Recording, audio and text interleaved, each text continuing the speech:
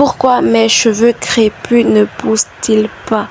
Oh là, comment est-ce que vous allez? J'espère que vous allez bien.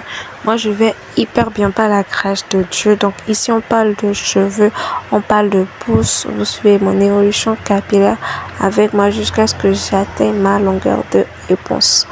Donc, pourquoi est-ce que mes cheveux crépus ne poussent pas?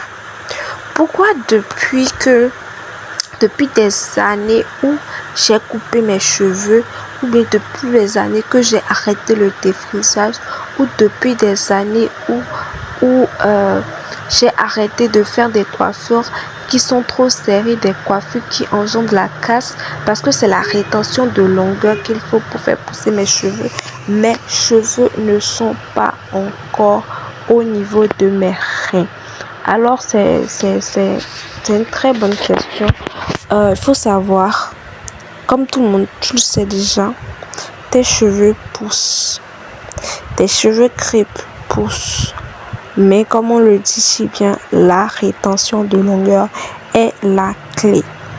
Oui, tu as arrêté le défrisage. Oui, tu as fait ton retour au naturel. Oui, tu as arrêté de faire les coiffures trop serrées.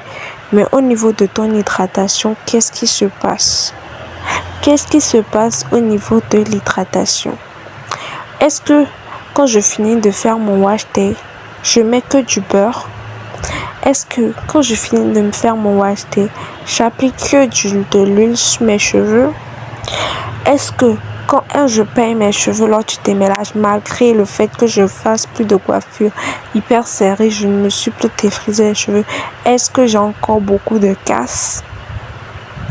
C'est des questions qu'il faut se poser parce que oui, on dit souvent que la casse c'est à cause du défrisage. Oui, le défrisage est la cause majeure des cheveux qui sont gravement endommagés et qui se cassent hyper vite. Moi-même également, quand j'ai fait mon défrisage, je l'ai fait avant de couper mes cheveux en 2022. J'ai fait le défrisage, disons par exemple le lundi, et puis le mercredi, je suis allée raser ma tête. Je suis allée faire mon picture pour couper la totale.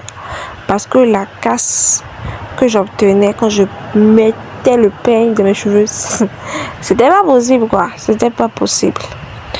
Donc, il faudra revoir un peu ton étape d'hydratation là. Tu sais pas quelle hydratation, quelle manière pour hydrater tes cheveux te convient le mieux. Il faudra analyser tout ça. Parce que c'est là également qu'il y a la clé, la véritable clé pour pouvoir dépasser, pour pouvoir atteindre la longueur que tu veux. Il faut maximiser sur l'hydratation et surtout, il faut avoir la patience. La patience. Il y a souvent des personnes qui se stressent et puis avant ils se stressent par exemple aujourd'hui, 2 semaines plus tard, ils commencent par avoir un peu de repousse. Bon, on appelle ça les repousses. Ils vont se dire ah ouais mes cheveux ont poussé, mais non, ce sont des cheveux qui étaient déjà là, qui ont commencé par sortir un peu de ta coiffure parce que les cheveux qui poussent là que tu vois comme ça, c'est pas possible qu'en un mois ils aient déjà eu cette taille là. C'est pas vraiment possible en soi. Donc ce ne sont que des repousses en fait. Il faut maximiser ton côté d'hydratation là. Il faut que tes cheveux, parce que c'est là où tes cheveux seront hyper fortifiés au-delà des masques, des soins protéinés et autres. Donc c'est tout ce que j'avais à te dire en fait. L'hydratation c'est la clé. J'espère que cette vidéo t'aura plu. N'hésite pas à liker, à t'abonner, à activer la cloche de notification pour ne pas manquer mes prochaines vidéos. Bye bye, bisous.